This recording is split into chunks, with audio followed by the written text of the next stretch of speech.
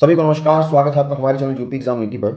देखिए, अभी तक रिटन एग्जाम आपका क्लियर हो गया है, आपका फिजिकल भी क्लियर हो गया है। आप लोगों ने बहुत मेहनत की, उसके लिए आपको बहुत बहुत बधाई। पर क्या आप जानते हैं कि एक छोटी सी गलती की वजह से भी आपकी जो पूरी मेहनत आज तक आपने की है उस पर पानी फिर सकता है। यूपी ट्रिपल एससी फॉरेस्ट का जो मेडिकल एग्जाम होता है ये उतना भी सिंपल नहीं है जितना लोग इसको समझते हैं। आज की वीडियो में हम बात करने वाले हैं उन पॉइंट्स की जहां पे सबसे ज़्यादा कैंडिडेट बाहर होते हैं और गलती भी करते हैं। तो चलिए शुरू करते हैं आज का वीडियो। और इसमें आपको पूरी जानकारी दी जाएगी कि क्या डॉक्यूमेंट्स लगते हैं और क्या बच्चे छोटी छोटी गलती करते हैं। अगर आप इस बार वन रक्षक की वर्दी चाहते हैं तो इस चैनल को सब्सक्राइब कर लीजिए और बेल आइकन को दबा लीजिए कि आपको सारी अपडेट्स जो है वो मिलती रहें। ये हमारे चैनल का क्यूआर कोड है, ठीक है। आप इसको स्कैन करके हमारे चैनल पर सीधे आ सकते हैं। और एक रिक्वेस्ट आपसे रहेगी, मैं स्टार्टिंग में कर देता हूँ कि जो भी लोग वीडियो देखेंगे प्लीज़ उसको एक बार हाइप कर दीजिएगा। आपके जो कमेंट वाला ऑप्शन होता है उसमें हाइप का ऑप्शन मिलता है, वहाँ से हाइप कर देंगे तो थोड़ा सा इसको बूस्ट मिलेगा, ठीक है। चलिए शुरू करते हैं। अभी जो आप देख रहे हैं ये UP triple SC forest guard का जो नोटिफिकेशन है तो उसकी कटिंग है। इसमें यही बताया गया है कि चिकित्सा परीक्षा कैसे कैसे होती है। इसमें कहा गया है कि प्रत्येक चिकित्सा परीक्षा के लिए अभ्यर्थियों की संख्या एक दिन में 50 से अधिक, मतलब एक दिन में 50 लोगों को बुलाया जाएगा। और आपको ये चीज़ और ध्यान देनी है कि इसमें आपको कहाँ जाना है टेस्ट कराने। तो इसके लिए हर जिले में जो भी जिला अस्पताल है, मतलब सदर अस्पताल जो होता है,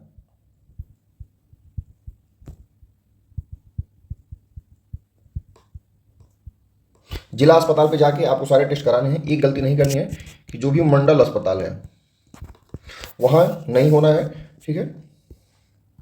इसमें यह भी लिखा गया है कि जिला के जो मुख्य चिकित्सा अधिकारी हैं, मतलब जो सीएमओ होते हैं, उनके द्वारा गठित परिषद द्वारा चिकित्सकीय परीक्षण कराएंगे। मतलब सीएमओ के द्वारा एक टीम का गठन किया जाएगा और वही टीम जो होती है वो आपका निरीक्षण करेगी, ठीक है। इसमें अगर जो संख्या है वो अधिक अगर होती है तो अपेक्षा के अनुसार आयोग अपने स्तर पर निर्णय लेकर अपेक्षित समय का विनिश्चय कर सकता है। अब ये जो पेज है, ये पेज सबसे मुख्य है। इस पेज में बताया गया है कि चिकित्सकों के द्वारा अभ्यर्थियों का परीक्षण चिकित्सा मैनुअल के अनुसार किया जाएगा। चिकित्सा परिषद मुख्यतः मानव शरीर की कमियों, और मानव शरीर में जो भी कमियां हैं ये लोग चेक करते हैं। उसमें क्या क्या है तो उसमें ये लोग नॉकनी चेक करते हैं, बोल चेक करते हैं, फ्लैट फीट चेक करते हैं, वेरिकोज वेन्स चेक करते हैं, दूर एवं निकट दृष्टि दोष को चेक करते हैं, कलर ब्लाइंडनेस को चेक करते हैं, रिनीश टेस्ट सहित श्रवण परीक्षण भी करते हैं, और वेबर्स टेस्ट और वर्टिको का भी इसमें टेस्ट होता है। इसमें एक दो और टेस्ट होते हैं जिसमें कुछ बच्चे तो पिछली बार भी बाहर हुए थे, ठीक है, तो उनको हम सभी को इस बार देखेंगे। इसमें यह भी बताया गया है कि दिन की समाप्ति पर प्रतिदिन जो परिणाम है वो सूचना पट पर प्रदर्शित किया जाएगा। मतलब जहां पे आपका मेडिकल एग्जाम होगा उसी दिन शाम में, ठीक है, शाम के लगभग 5 बजे के आसपास वहाँ पे जैसे आपका फिजिकल हुआ है तो फिजिकल में शाम को जो लिस्ट है वो चस्पा हो जाती है। ऐसे ही यहाँ पे आपका जो जिला अस्पताल है जहाँ भी आपका मेडिकल होगा वहाँ पे आपकी जो लिस्ट है वो कौन कौन क्वालिफाई किया वो चस्पा हो जाएगी। माइक से उद्घोषित किया जाएगा और जहाँ तक संभव हो सके वेबसाइट पर अपलोड भी किया जाएगा। पिछली बार चूंकि वेबसाइट पर अपलोड नहीं हुआ था तो देखिए इस बार क्या होता है। अगर यहाँ पे तीसरा पॉइंट इंपॉर्टेंट है कि चिकित्सा परिषद के सदस्य जो जानबूझकर गलत रिपोर्ट देते हैं उनके खिलाफ दंडिक कार्रवाई भी हो सकती है, ठीक है। और चिकित्सा जो परीक्षा है ये अहरकारी प्रवृत्ति का मतलब केवल क्वालिफाइंग नेचर का है। इसमें आपका श्रेष्ठता सूची पर कोई प्रभाव नहीं पड़ेगा, मतलब कि आपका इससे कोई भी आपको नंबर नहीं मिलना है और आपका कोई भी अंक इसमें जुड़ेगा नहीं। तो ये हो गई हमारी सारी डायरेक्शन। और इसके बाद हम शुरू से स्टार्ट करते हैं कि कैसे कैसे क्या क्या प्रोसेस होती है। देखिए सबसे पहले क्या होगा, सबसे पहले आपका एग्जाम का डेट आएगा, आपका मेडिकल कब होना है, ठीक है। एग्जाम डेट आ गया, आपका मेडिकल किस दिन होगा। इसके बाद क्या होता है कि जो भी जिला पे जो जिला अस्पताल होता है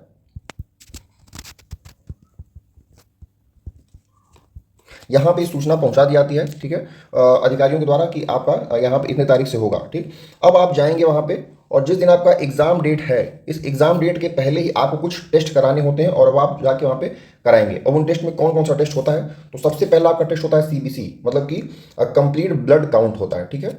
इस टेस्ट में आपका मेनली जो चेक होता है सीबीसी में वो होता है आपका हीमोग्लोबिन,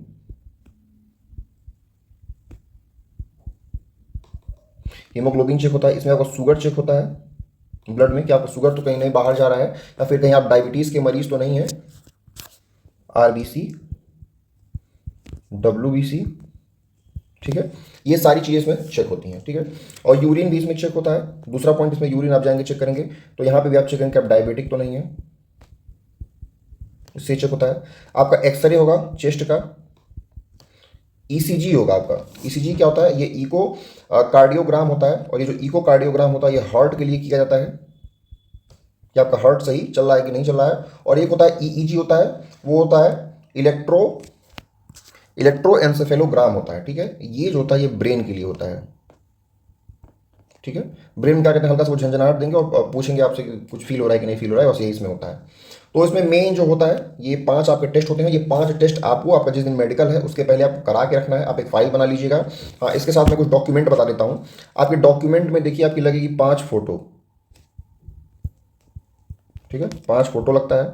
इसमें आपका एडमिट कार्ड लगेगा, जो मेडिकल का एडमिट कार्ड है, ठीक है, ये लगेगा। और आपकी ये सारी रिपोर्ट लगेगी। इतना तो लगता ही लगता है, ठीक। अब जो पहली बात उसमें बताई गई थी नौकनी की, तो ये नौकनी में होता क्या है कि नौकनी में आपका ये जो कूल्हा है, तो यहाँ ये हड्डी, इसका और इसका, ये तीनों जब एक लाइन में होते हैं तो ये कहा था कि एक बैलेंस सिचुएशन है। लेकिन कुछ लोगों का क्या होता है कि ये जो हड्डी बीच वाली हड्डी होती है थोड़ी सी अंदर चली जाती है, और ये जो सीधा है लाइन बनती है इससे थोड़ी सी अंदर की तरफ पुश हो जाती है, ठीक है। तो नौकनी में मेन समस्या यही होती है। तो जिनका भी नौकनी होता है ये नौकनी सही हो सकता है। इसके लिए बस आपको क्या करना है, देखिए अभी तो आपका फिजिकल एग्जाम हो गया है। अब इसका जब मेडिकल होगा, अभी मेडिकल होने में आपका कम से कम 1 महीना का तो मिनिमम समय लगना ही लगता है। उसके पहले तो नहीं करा पाएंगे। तो 1 महीने में आप क्या करेंगे, आप एक्सरसाइज करेंगे। जिनका नौकनी होगा एक्सरसाइज से सही होता है। नॉर्मली अगर आप तकिया लगा के दोनों पैर के बीच में सोते हैं तो सही हो जाएगा, लेकिन इसलिए कुछ एक्सरसाइज भी बताई गई हैं, उनको हम देखेंगे। पहले जो पहली एक्सरसाइज है उसका नाम है फिगर 4 स्ट्रेच। फिगर 4 स्ट्रेच पे आपको करना क्या है, देखिए एक चेयर बनाई गई है, एक चेयर, इस पर एक आदमी बैठा हुआ है।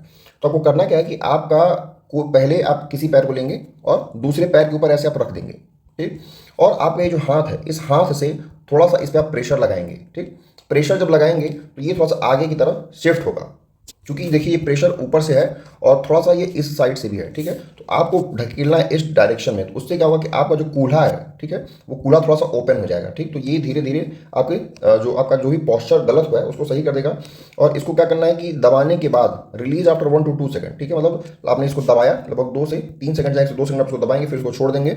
और ऐसा ऐसा आप 8 से 10 बार करेंगे दोनों पैरों के साथ। पहले इस पैर के द्वारा किया गया है, फिर आप जो दूसरा वाला पैर है इस पैर को दूसरे पैर पे रखेंगे और फिर इधर से इसको ढकेलेंगे, ठीक। दूसरा इसमें आता है बटरफ्लाई स्ट्रेच। बटरफ्लाई स्ट्रेच में आपने देखा होगा बाबा रामदेव को बैठ के बटरफ्लाई वाला करते रहते हैं। तो थोड़ा सा उससे ये अलग है। तो उसमें क्या होता है, जो बाबा रामदेव करते हैं उसमें पैर को ऐसे ऊपर नीचे ऐसे करते हैं तितली की तरह। लेकिन यहाँ पे थोड़ा सा ये अलग है। इसमें क्या करना है आपको कि दोनों पैर को, ये जमीन है, दोनों पैर को जमीन पर ऐसे सटा के बैठ जाना है, ठीक। और उसके बाद आपका जो सर है, आप कोशिश करेंगे सर को नीचे की तरफ ले आने की, ठीक। इससे क्या होगा, आपका जो हिप्स का जो बनावट होता है, ठीक है, वो थोड़ा सा ओपन होगा और आपका जो पैर है इससे थोड़ा सा ये सही हो जाता है, ठीक। थर्ड एक्सरसाइज आपकी आती है क्लैमसेल्स होती है। तो क्लैमसेल्स में क्या करना है, देखिए ये एक आदमी है, एक आदमी सोया हुआ है और ये जमीन है, ये जमीन का लेवल है। इसमें क्या करना है कि जो ये वाला पैर है आपका जो जमीन पे सटा हुआ है, इस पैर को ऐसे सटा के ही रखना है। और ये दोनों पैर आपस में हमेशा सटे होने चाहिए। ये नहीं कि ये दूसरे पैर को कहीं दूसरे साइड लेते हैं, ये दोनों पैर सटे होने चाहिए। उसके बाद क्या करना है कि स्टार्टिंग में तो दोनों पैर ही सटे रहेंगे आपस में यहाँ पे एकदम। फिर आपको क्या करना है कि इस पैर को ऐसे पहले ऊपर उठाना है, ठीक, ऊपर उठाना है, जितना जहाँ तक जा सके वहाँ तक आप इसको ले जाएंगे। फिर आप इसको नीचे लेके आएंगे। फिर क्या करेंगे, फिर आप इसको ऊपर उठाएंगे, फिर इस पैर को वापस नीचे लेके आएंगे। तो ऐसे ऐसे करके इसको आप 8 से 10 बार करना है, ठीक है। उसके बाद क्या करना है, उसके बाद दूसरे साइड पलट जाएंगे और फिर ये पैर आपका नीचे हो जाएगा और ये पैर फिर ऊपर उठने लगेगा। ये तो ये थर्ड एक्सरसाइज हो गई हमारी क्लैमसेल्स। चौथी एक्सरसाइज हमारी स्क्वाट्स होती है। देखिए स्क्वाट्स के बारे में सबको पता है। स्क्वाट्स में से जो दंड बैठक होता है, तो दंड बैठक में क्या करते हैं कि दंड बैठक में आप जब भी बैठेंगे, ये जो पोजीशन आप डाउन करते हैं तो पूरी लगभग जमीन तक एकदम टच हो जाती है, ठीक है। आपका जो बैक होता है वो पूरा जमीन पर टच हो जाता है। लेकिन जो स्क्वाट्स होता है, स्क्वाट्स में क्या होता है कि जो पोजीशन होती है बॉडी की, देखिए वो इस प्रकार होती है। ये आपके लेग्स होते हैं, ठीक है, और ये आपकी थाई होती है और इसके ऊपर आपकी पूरी बॉडी होती है। थोड़ा सा इसको डाउन भी कर सकते हैं इतना। तो ये इसमें स्क्वाट्स में क्या होता है, यही जो बीच का एंगल होता है ये 90 डिग्री बनना चाहिए। आपका ये नीचे का जो पैर है और आपके ये जो थाई वाला हिस्सा होता है इसके बीच में, ये होता है स्क्वाट्स। तो आपको 90 डिग्री पे आके ऐसे थोड़ा सा रुके रहना पड़ता है। उसके बाद फिर आप फिर ऊपर चले जाएंगे। तो यही होता है आपका स्क्वाट्स और आप इसको ट्राई करेंगे, ये बहुत ज़्यादा बेनिफिशियल होता है। और बोला गया है कि इसमें 8 से 10 स्क्वाट्स जो है वो आपको पर डे करने ही करने हैं। अगली समस्या हमारी होती है बोल लेग की। तो बोल लेग में भी वही दिक्कत है। देखिए नॉर्मल सिचुएशन में क्या है, नॉर्मल सिचुएशन है कि ये हो गया 1, ये हो गया 2 पॉइंट, ये हो गया 3 पॉइंट, ये तीनों अलाइन होते हैं। इसमें क्या है कि जो पॉइंट 1 है और जो पॉइंट 2 है, जो पॉइंट 2 है पॉइंट 3 है, तो ये थोड़ा सा इसमें बाहर होता है। ये मतलब आपका ये हो गया कि आपका जो पैर है वो थोड़ा सा इस प्रकार होता है, ठीक, ये स्ट्रेट नहीं होता है। तो इसमें ये दिक्कत होती है। देखिए जो आपका नौकनी है उसको सही करना थोड़ा सा आसान होता है, लेकिन जो बो लेग जिसका भी दिक्कत होता है, तो बो लेग को सही करने में बहुत मुश्किल आती है। नौकनी आप सही करेंगे तो आप लगभग 1 मंथ में आपका नौकनी आपका सही हो जाएगा। लेकिन बो लेग सही का अगर जिसका भी दिक्कत है उसको थोड़ा सा समय ज़्यादा लगेगा, ठीक है। तो बो लेग की कुछ एक्सरसाइज है उसको हम लोग देखते हैं। बो लेग एक्सरसाइज में पहला एक्सरसाइज है, देखिए आप इस सारी एक्सरसाइज का आप नाम नोट कर लीजिए। ये जो भी चारों एक्सरसाइज हैं ये काफ़ी मतलब यूजफुल है, ये काम करती हैं, ठीक है। तो पहला आपका है साइड लाइन हिप एबडक्शन। आप जाइएगा यूट्यूब पे, ठीक है, इस यूट्यूब पर इसको सर्च कीजिएगा और सर्च करके आप उसको फिर वहाँ से सीखिएगा और जिसका भी हो उसको ट्राई आप जरूर कीजिएगा। दूसरा है सीटेड पिलो स्क्वीजेज। ये इसमें सबसे ज़्यादा बेस्ट एक्सरसाइज मानी जाती है, इन सभी एक्सरसाइज में ये बेस्ट है। इसमें करते क्या है कि जो आपका जो दोनों पैर है उसके बीच में तकिया रखते हैं और आपका जो दोनों जो फुट होता है मतलब जो पाँव उंगली जहाँ पे होती है उसको थोड़ा सा बाहर की तरफ ढकेलते हैं। तो ये एक्सरसाइज काफ़ी यूजफुल है। तीसरा है ग्लूट ब्रेजेस होती है और चौथा है फिगर 4 स्ट्रेच। तो ये 4 एक्सरसाइज हैं, इसको आप जरूर कीजिएगा और अब कुछ नहीं आप कर पा रहे हैं तो आप इसको जरूर कीजिएगा, ठीक है। ये बहुत ज़्यादा यूजफुल एक्सरसाइज है। अगली जो चीज़ चेक होती है वो होती है फ्लैट फुट।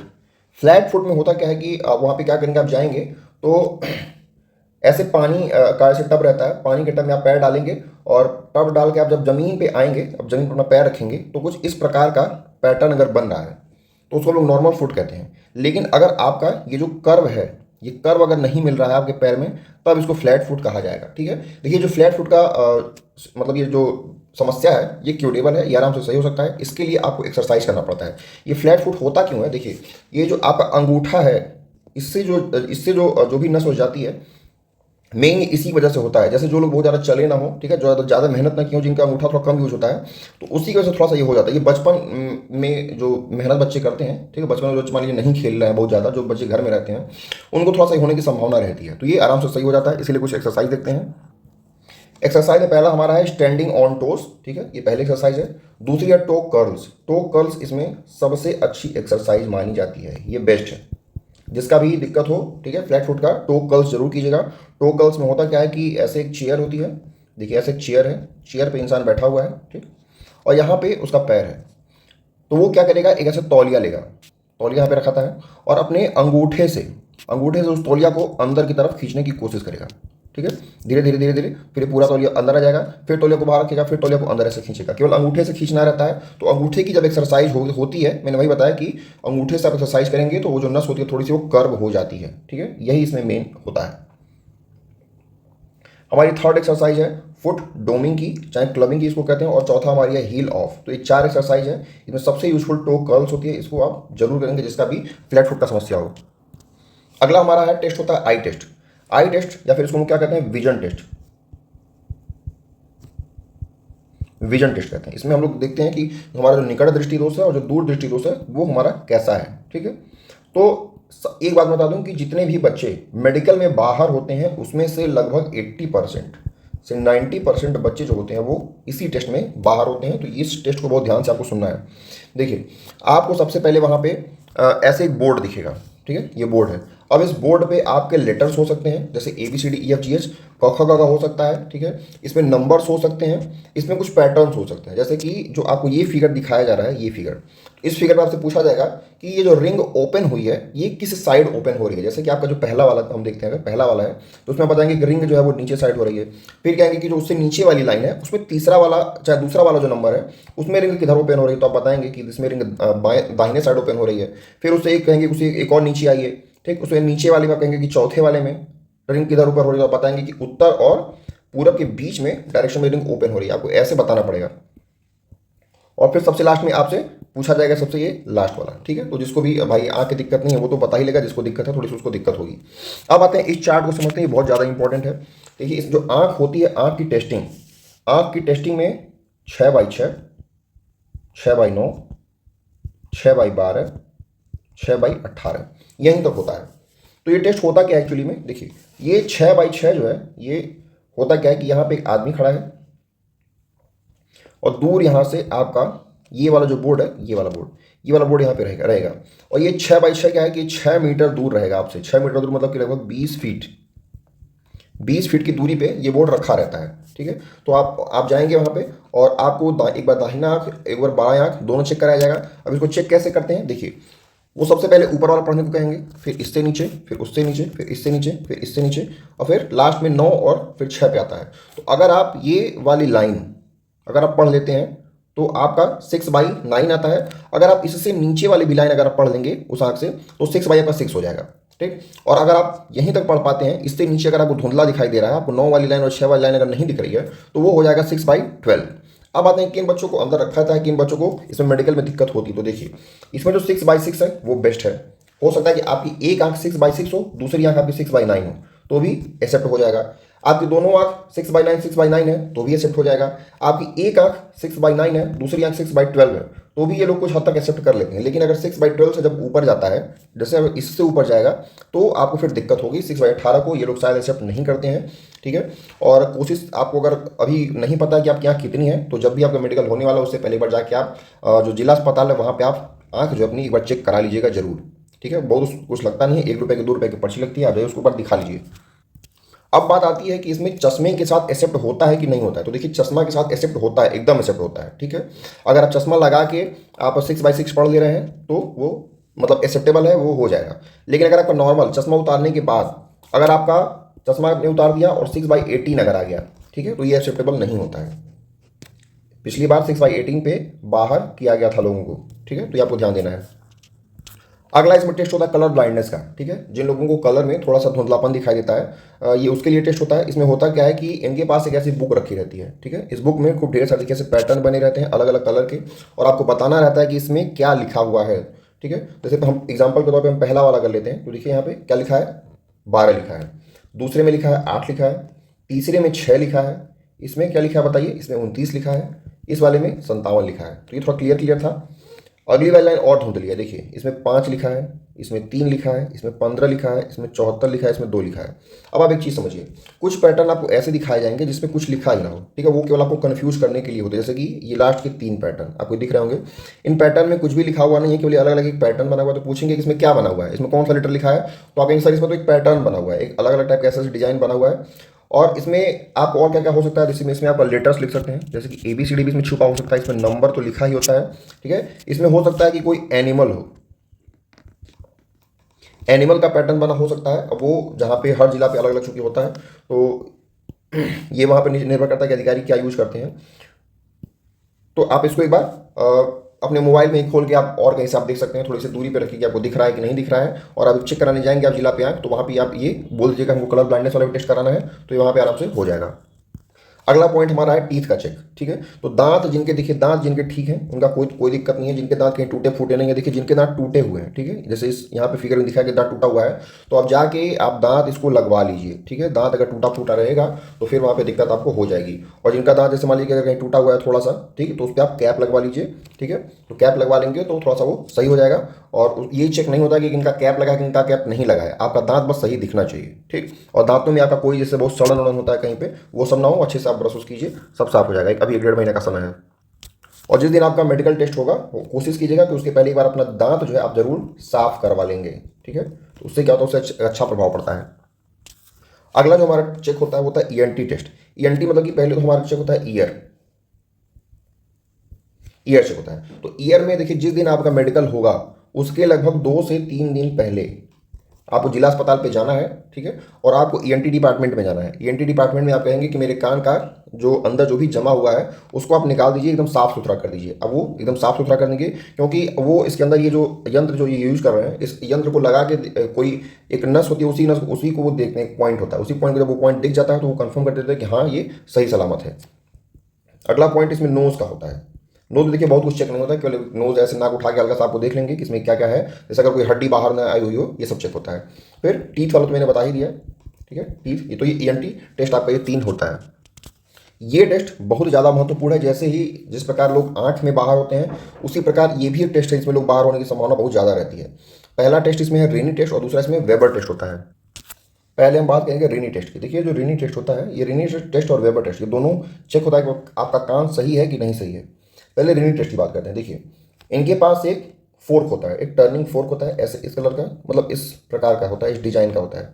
इसको ऐसे हाथ में पटकते हैं और पटकने के बाद फिर क्या करेंगे, आपके कान के पीछे आप चेक करेंगे, आपके कान के पीछे छोटी सी एक हड्डी थोड़ी सी बाहर निकली हुई होती है, उसको वहाँ पे ऐसे लगाया जाएगा। ये जब उसको लगाएंगे तो वो उसमें जो भी वाइब्रेशन होगी आपके वो हड्डी के माध्यम से आपके कान तक पहुँचती है। फिर पूछते हैं कि आपको जब सुनाई देना बंद करेगा आप तुरंत बताइएगा। तो आपको जो सुनाई देना बंद करेगा आप उनको बताएंगे कि बंद हो गया, ठीक। तो फिर वो क्या करेंगे, यहाँ से इसको हटा करके तुरंत वो हवा में लेते आएंगे, ठीक। फिर आपके कान के पीछे से रखे रहेंगे और फिर उसमें जो भी हल्का सा वाइब्रेशन बचा रहता है उसमें वाइब्रेट होता रहता है। तो फिर पूछेंगे कि क्या अब आपको सुनाई दे रहा है, तो आपको ये कहना कि हाँ हमको सुनाई दे रहा है। क्यों?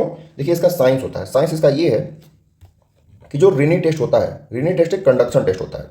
इसमें होता क्या है कि जो साउंड का जो मतलब साउंड जो एक माध्यम से दूसरे माध्यम में जा रही है, जैसे कि यहाँ पे एक एयर का यूज हो रहा है और एक बोन का यूज हो रहा है, ठीक है। तो जब ये बोन में इसका वाइब्रेशन खत्म हो गया और एयर में इसका वाइब्रेशन बना हुआ है, तो सही सिचुएशन यही होनी चाहिए कि एयर में जो वाइब्रेशन है वो ज़्यादा होनी चाहिए। मतलब कि अगर वो वाइब्रेटर अगर एयर में है, अगर आपको सुनाई दे रहा है, इसका मतलब है कि आपका कान जो है वो सही है। अगर कान के पीछे की हड्डी से हटाने के बाद अगर वो आपको वाइब्रेशन सुनाई नहीं दे रहा है तो आपका कान में थोड़ा सा दिक्कत है, ठीक है। तो यही चेक करते हैं वो। तो आपको यही कह देना है कि हाँ हमको हवा में भी जब वो करेंगे तो हमको सुनाई दे रहा है। अब आते हैं वेबर टेस्ट में। वेबर टेस्ट में क्या होता है कि वेबर टेस्ट में ऐसे ही ये जो हमारा फोर्क है, इस फोर्क को ऐसे वाइब्रेट करके ऐसे सर पे रख देते हैं, ठीक। ये दूसरा टेस्ट वेबर वाला है। ऐसे सर पे पहले रख देंगे तो होता क्या, जब सर पे रखेंगे तो नॉर्मल सिचुएशन यही होती है इसमें कि आपका जो यहाँ से, आप यहाँ देखिए, यहाँ से जो वाइब्रेशन है वो यहाँ से एक कान में आएगा और यहाँ से दूसरे कान में आएगा। तो अगर आपको दोनों कान में बराबर सुनाई दे रहा है तो ये आपकी नॉर्मल सिचुएशन है। अगर आपके राइट कान में सुनाई दे रहा है, लेफ्ट कान में सुनाई नहीं दे रहा है, तो उसको हम लोग कहते हैं कंडक्टिव लॉस। और दूसरी जो सिचुएशन होती है, अगर आपके राइट कान में सुनाई नहीं दे रहा है और लेफ्ट में भी सुनाई नहीं दे रहा है, तो अब ये होता है सेंसोन्यूरल लॉस होता है, ठीक है। तो ये अलग अलग प्रकार का लॉस होता है, हमको इससे कुछ लेना देना नहीं है। हमारा मतलब बस केवल यही है कि अगर वो इस पर लगा रहे हैं तो हमको दोनों कान में सुनाई दे रहा है, हमको यही कहना है बस। अगर आपको ये कह दिया कि हाँ दोनों कान में सुनाई दे रहा है, अब वो ऐसे आपको भ्रमित करेंगे कि आप हमको ये बताइए कि किस कान में ज़्यादा है किस कान में कम है, ठीक। जैसे कि वो क्या करेंगे, इसको यहाँ से हटा के थोड़ा सा इधर कर देंगे। जब इधर करेंगे और अगर वो टच है, आप सिचुएशन समझिएगा, अगर वो इधर शिफ्ट कर रहा है, अगर वो टच है, तो सिंपल सी बात है इस कान में ज़्यादा सुनाई देगा, तब आपको कहना है हाँ इस कान में ज़्यादा सुनाई दे रहा है। लेकिन अगर इसको ये उठा दें यहाँ से, फिर पूछें किधर है, तो कहेंगे आप हाँ हमको बराबर सुनाई दे रहा है। ये चीज़ आपको ध्यान देना थोड़ा। अगला हमारा टेस्ट होता है वर्टिगो टेस्ट। देखिए वर्टिगो होता क्या है कि जैसे जिनके आपको ये पता होगा कि हमारा जो कान होता है, कान में एक फ्लूइड होता है, उस फ्लूइड से हमारा जो बैलेंस है वो बनता है। तो वो जो फ्लूइड होता है उसी का टेस्ट किया जाता है, मतलब फ्लूइड का नहीं, आपके बैलेंस का इसमें टेस्ट होता है, जो सेरिबेलम आपका कितना ज़्यादा सही काम कर रहा है। तो उसमें कहेंगे क्या, ये एक अधिकारी बैठे रहेंगे, कहेंगे कि आप अपना जो सर जो है वो ऐसे गोल गोल गोल गोल घुमाइए। आप गोल गोल गोल गोल ऐसे सर घुमाएंगे और फिर कहेंगे रुक जाइए। अब रुकने के बाद देखिए, जिनको वर्टिगो की समस्या होती है तो होता क्या है कि वो अपना बैलेंस तुरंत बना नहीं पाते हैं, ठीक। और जिनको वर्टिगो की समस्या नहीं है वो आराम से ऐसे खड़े रहेंगे, ठीक है। अब जैसे आपको ये भी नहीं करना कि वो कैसे हिलाने के लिए गोल गोल तो आप बहुत ज़्यादा उसको सर को नचाने लगे। हाँ उसको नचाइए हल्का फुल्का, लेकिन आप उसको ध्यान दीजिए कि बहुत ज़्यादा ना नचाइए कि आपको सच में वहीं गिर जाए। तो ये आपको ध्यान देना, ये होता है हमारा वर्टिगो टेस्ट। अब आता है अगला हमारा हाइड्रोसेल का चेक होता है, ठीक है। जैसे जितने भी लड़के आते हैं तो वहाँ पे हाइड्रोसेल का चेक होता है। एक्चुअली होता क्या है, देखिए जो टेस्टिस होता है, टेस्टिस में हल्का सा जिनका भी पानी थोड़ा सा अगर भर जाता है ज़्यादा, जैसे ये होता क्या है कि वो चेक करते हैं, कई कई कई जगह पे नहीं भी चेक होता है, ठीक है। तो बच्चे कहते हैं नहीं चेक हो रहा, नहीं चेक हो रहा है, कई कई सेंटर कई कई जिला पे चेक होता भी है, ठीक है। जैसे गोरखपुर पिछली बार चेक हुआ था, ठीक है, बस्ती में चेक हुआ था, तो और कई जगह पे हुआ था। तो जिनका भी ये दिक्कत है, ये दिक्कत सही आती है, आप एक बार जाकर उसको दिखा लीजिएगा। और एक चीज़ और थोड़ा सा वो चेक करते हैं, जैसे इसमें जो ये होती है, ये जो गोली होती है, ये अगर जैसे कई लोग का छोटा होता है कई लोग का बड़ा होता है, ठीक है। तो अगर डिसबैलेंस है तो थोड़ा सा, अगर वो नहीं चेक हो रहा है तो दिक्कत नहीं है, लेकिन अगर चेक करेंगे तो हो सकता है कि शायद कुछ दिक्कत हो, लेकिन बहुत ज़्यादा दिक्कत नहीं है। मेन इसमें हमारा आई वाला होता है और इसमें मेन हमारा कान वाला होता है, ये बहुत ज़्यादा इंपॉर्टेंट है। अब सबसे ज़्यादा समस्या होती है हमारी टैटू की। लोग पूछते हैं कि टैटू हमने बनवा लिया तो क्या उसमें दिक्कत होगी कि नहीं होगी। देखिए टैटू अगर आपका ऐसी जगह पे है जो वर्दी पहनने के बाद भी बाहर दिखेगा, जैसे कि आपका हाथ पे टैटू हो गया, ठीक है, आपके गर्दन पे टैटू हो गया, आपके पीछे गले पे टैटू हो गया, ठीक है, आपके ऐसे हाथ पे टैटू यहाँ पे बना हुआ है, तो ऐसे टैटू जो आप बाहर दिख रहे हैं, जैसे कि मान लीजिए अगर आपकी चेस्ट पे कहीं टैटू है, नहीं दिख रहा है कोई दिक्कत नहीं है, ठीक है, वो अंदर पड़ा हुआ है। लेकिन जो टैटू बाहर दिख रहा है, एक्चुअली होता क्या है कि इसमें बात होती है मेन छवि की। तो छवि धूम भाई कोई अधिकारी है और अधिकारी टैटू बना के घूम रहा है, तो उसका बुरा प्रभाव पड़ता है समाज पे, ठीक है। मतलब हमारे यहाँ बहुत अच्छा नहीं मानता है टैटू को, क्योंकि ये वेस्टर्न कल्चर से आया हुआ सारी चीज़ें। तो आपको अगर अंदर है तो कोई दिक्कत नहीं है, बाहर है तो दिक्कत हो सकती है। आप इसको अगर हो सके तो इसको मिटवा लीजिएगा, तो ये हो भी जाता है। कुछ बच्चों का प्रश्न होता है सर पाइल्स चेक होता है कि नहीं चेक होता है, ये बहुत अच्छा प्रश्न है। देखिए तो पाइल्स तो चेक करते ही करते हैं वो, ठीक है, वहाँ पे एक डॉक्टर बैठे रहते हैं। जब आप जाएंगे तो आपको लगभग 3-4 रूम में आपको बारी बारी से जाना पड़ता है। आप जब पहले रूम में जाएंगे, ठीक है, तो वहाँ पे आपका जो ईसीजी है, ब्लड रिपोर्ट है, वो सारी चेक होती है। दूसरे आप टेबल पे जाएंगे तो वहाँ पे आपका आई चेक होता है। थर्ड टेबल पे आपका ईयर चेक होता है। और जब फोर्थ टेबल पे जाएंगे, फोर्थ रूम में, तो वहाँ पे डॉक्टर बैठे रहते हैं, वो पाइल्स चेक करते हैं, ठीक है। तो ये चेक होता है, अगर है आपको तो थोड़ा सा इसको आप सही कर लीजिए, ठीक है, तेल मसाला कम कीजिए, थोड़ा सा सही कीजिए इसको। एक लास्ट टेस्ट होता है वेरिकोज वेन, ठीक है, मतलब ये होता तो नहीं है, चूंकि लिखा तो हुआ है हमारे नोटिफिकेशन में, लेकिन ये होता नहीं है, ठीक है। हो सकता है कि इस बार चेक कर लें, क्योंकि इस बार बहुत ज़्यादा स्ट्रिक्ट है। तो वेरिकोज वेन्स में क्या होता है कि ये जो हमारा पैर है, जैसे हमारा ये नॉर्मल पैर है, ये हमारा वेरिकोज वेन्स वाला पैर है, तो होता क्या है इसमें कुछ नसें जो होती हैं थोड़ी सी ऐसे बाहर आ जाती हैं स्किन के हमारे, ठीक है, वो थोड़ी उभरी उभरी हुई लगती हैं। जैसे इसमें देखिए कार्ड इसका क्या बताया गया है, इसका मुख्य कार्ड ये बताया गया है कि बहुत लंबे समय तक खड़े रहना, मोटापा, गर्भावस्था या उम्र का बढ़ना, ठीक है। उम्र अगर किसी की बहुत ज़्यादा है, हम लोगों में मतलब स्टूडेंट हैं तो मोटापा हो सकता है, या फिर कोई बहुत हो सकता है कोई ड्यूटी में हो तो बहुत लंबे समय तक खड़ा रहता हो, ठीक है, तो ये दिक्कत है।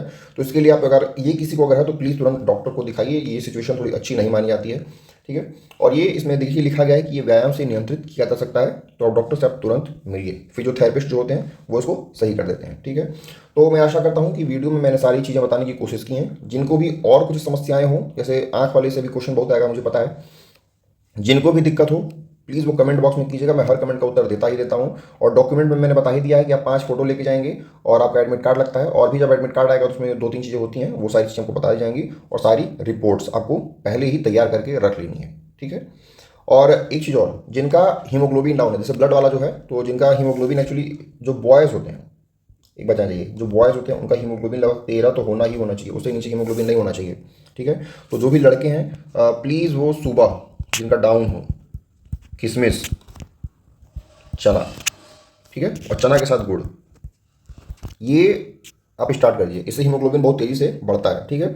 और अभी 1-1.5 महीना है, इसको आप खा लेंगे तो अगर थोड़ा सा हल्का फुल्का डाउन भी होगा तो ये अपने आप से इसको सही कर देगा, ठीक है। तो चलिए, आप जो भी कमेंट हो आप कमेंट कर दीजिएगा, और प्लीज़ लाइक कर दीजिए, सब्सक्राइब कर दीजिए। और थोड़ा सा वीडियो को मैंने बताया था कि आपको क्या करना है, आपको वीडियो को कमेंट में आके आपको हाइप करना है, ठीक है। चलिए, बहुत बहुत धन्यवाद।